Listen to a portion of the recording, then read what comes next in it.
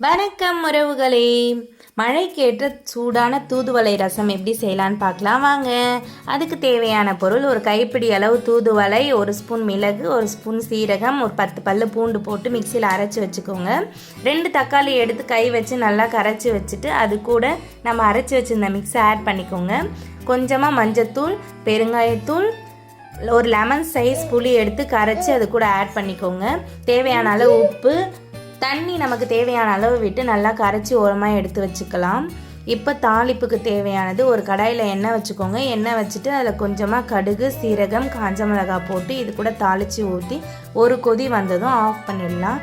தூதுவளை சளி, இருமல், மூக்கடைப்பு போன்ற பிரச்சனைகளை சரி செய்யும். மழை காலத்துக்கு தொண்டைக்கும் இதமான ஒரு உணவுன்னா நம்ம தூதுவளை ரசம் எடுத்துக்கலாம். இந்த வீடியோ உங்களுக்கு பிடிச்சிருந்தா சப்ஸ்கிரைப் பண்ணிக்கோங்க. நன்றி உறவுகளே.